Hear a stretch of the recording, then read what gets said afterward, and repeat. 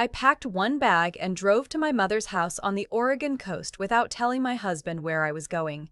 It wasn't dramatic. I didn't slam doors. I didn't leave a note on the kitchen counter with some final, cutting sentence I'd been rehearsing in my head. I just looked at the engraved invitation sitting on the dining table, the one with his name on it and not mine, and I picked up my keys and left. That was a Thursday in October. The drive from Portland takes about 2 hours if you don't stop. I didn't stop. I had the radio off the whole way. I just listened to the tires on the highway and thought about nothing in particular, which was the first time in maybe 3 years that I'd been able to do that. My husband's name is Elliot. We'd been married for 11 years. He built a commercial real estate development firm from the ground up. Or that's the story he tells at dinner parties. The real story is that we built it together. And then somewhere around year 7, the firm got big enough that he started forgetting which parts were mine. I want to be fair about this. Elliot is not a cruel person. He's not the kind of man who yells or belittles or makes scenes. What he does is quieter than that and harder to name. He just gradually rearranged the story. The way you move furniture little by little until the room looks completely different and you can't quite remember what it looked like before. I was the one who handled every single lease negotiation in the first 4 years. I was the one who built the relationships with our anchor tenants, the ones whose names on a contract made the banks willing to lend us money for the next project.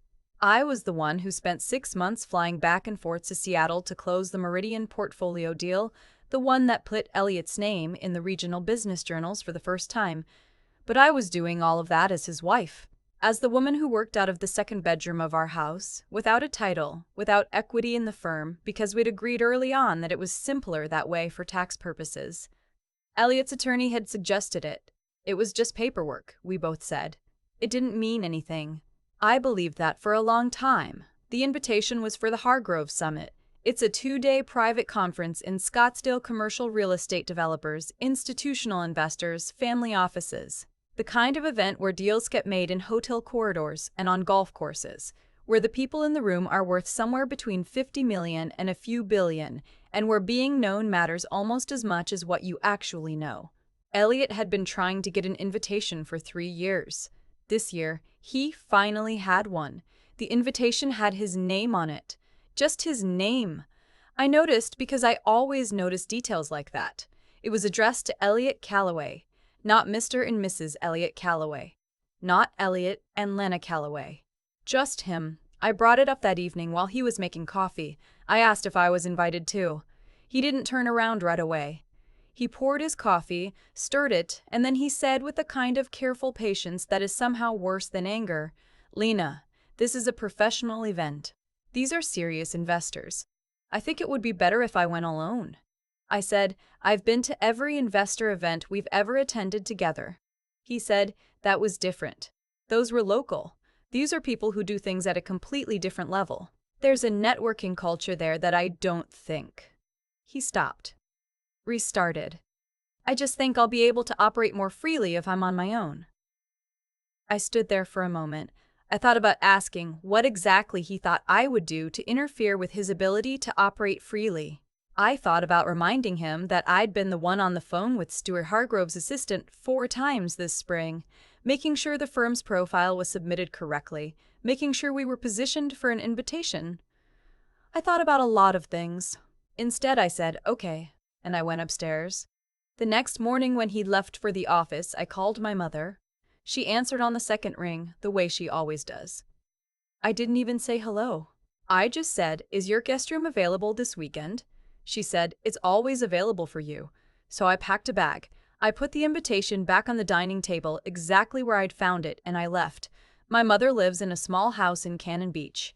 She's 71, sharp, a little impatient with people who waste her time, and she makes the best clam chowder I've ever eaten. She didn't ask me too many questions when I arrived. She made me sit down, put a bowl of soup in front of me, and said, "You drove 2 hours. Eat first."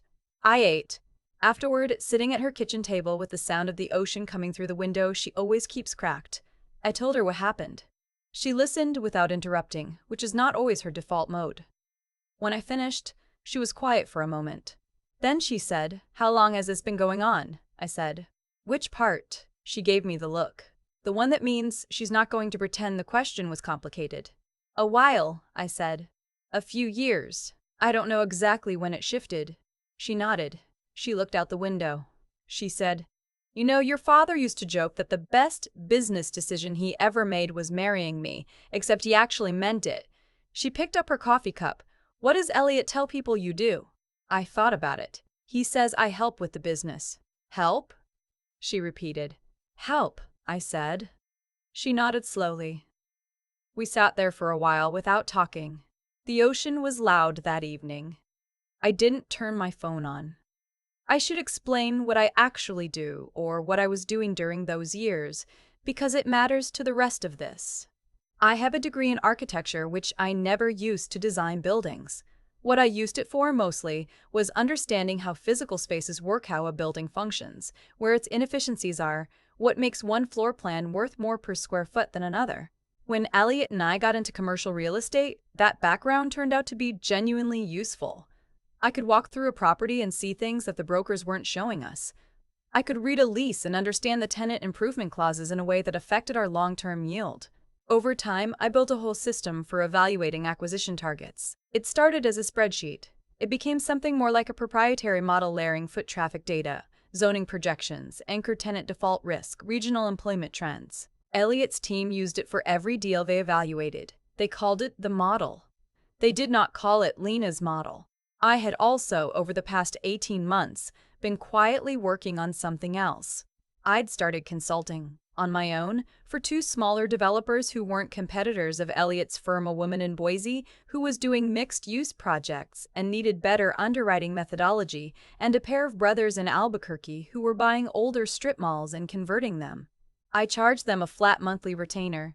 It wasn't a lot of money yet, but it was mine. Elliot knew about the consulting in the abstract. I'd mentioned it. He'd said, "That's nice," in the way he sometimes said things, meaning he'd heard me but not registered it as significant. I hadn't pushed him to register it as significant. I wasn't sure why. Maybe because I'd gotten used to operating in the margins. Maybe because some part of me was still sorting out what I was building and didn't want to explain it out loud until I knew. That weekend at my mother's house, I had a lot of time to think.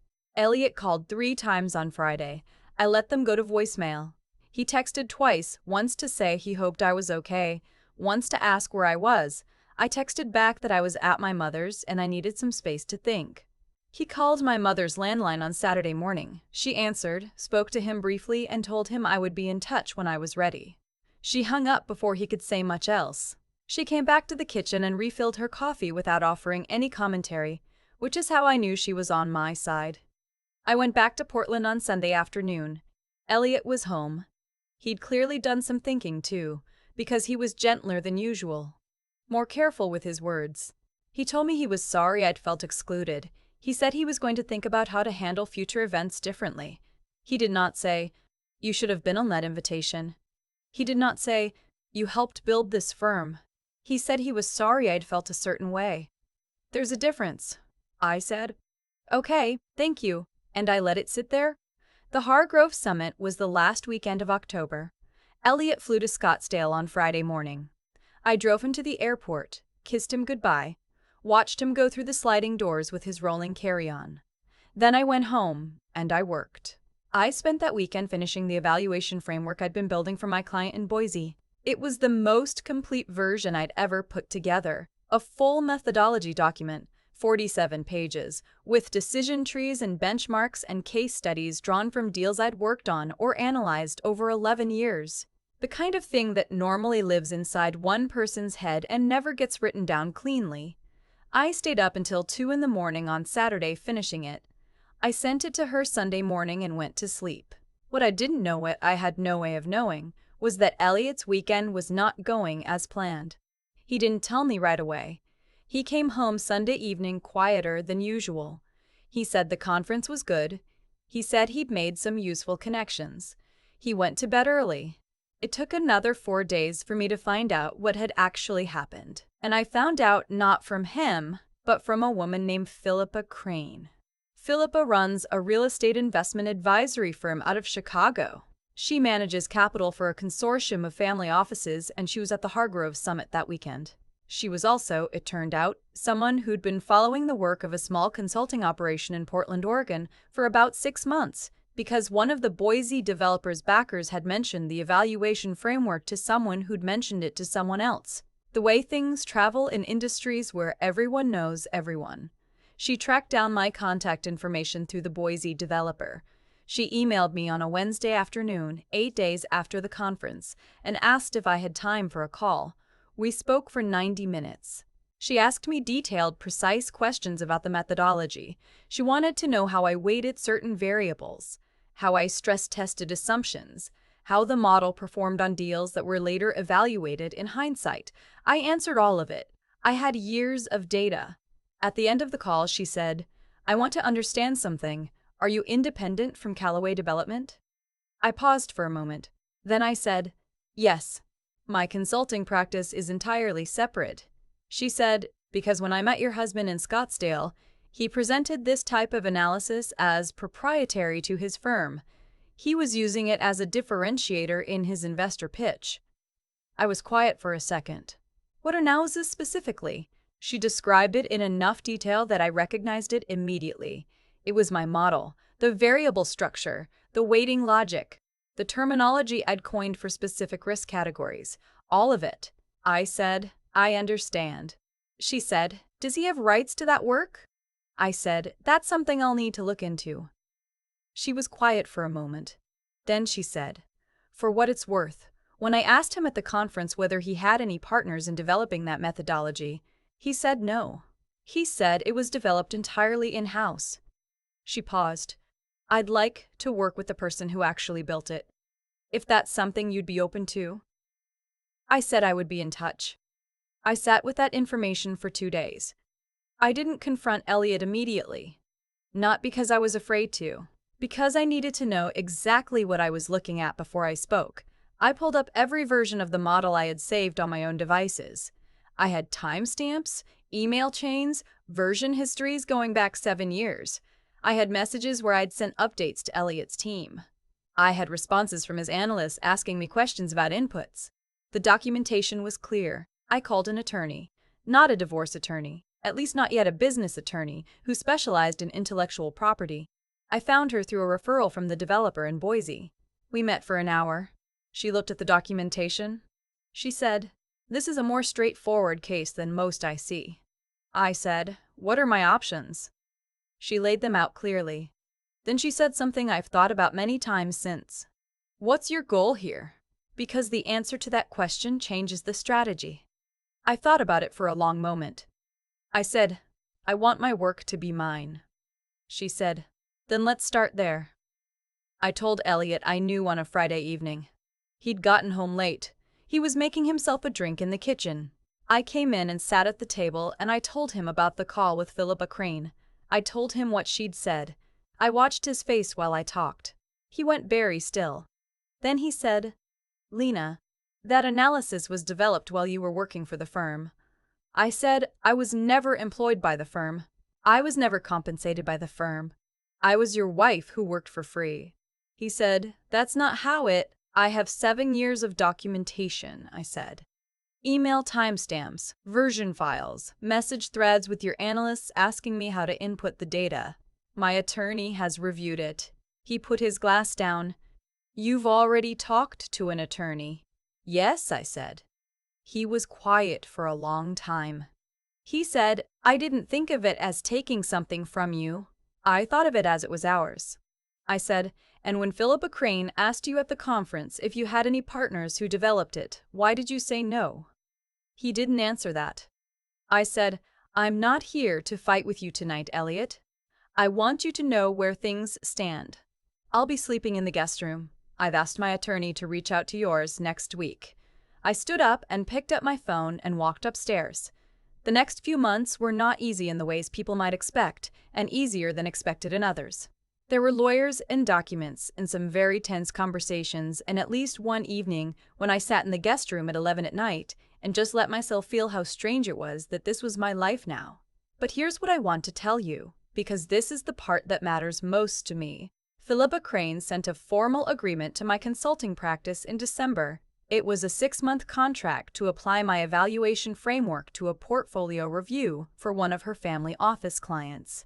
The fee was more than I had made in the previous 2 years of consulting combined.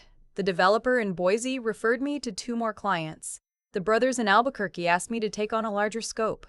By February, I had more work than I could handle alone, and I made my first hire, a young woman fresh out of a graduate real estate program who reminded me a little of who I was at 26, before I got so used to operating in the margins. The intellectual property question resolved in a settlement in March. I won't share the specifics, but I will say this: the methodology is mine now, formally and completely, and Elliott's firm must license it if they want to continue using it. Elliott and I filed for divorce in January.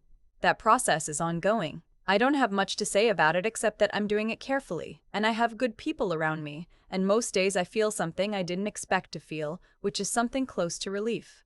What I think about most, when I look back at that Thursday in October, is not the invitation.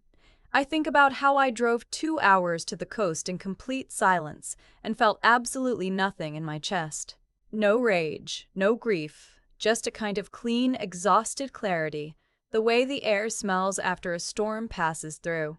I think about sitting at my mother's kitchen table with the window cracked and the ocean loud outside and saying out loud, for the first time in a very long time, that I didn't know exactly when things had shifted.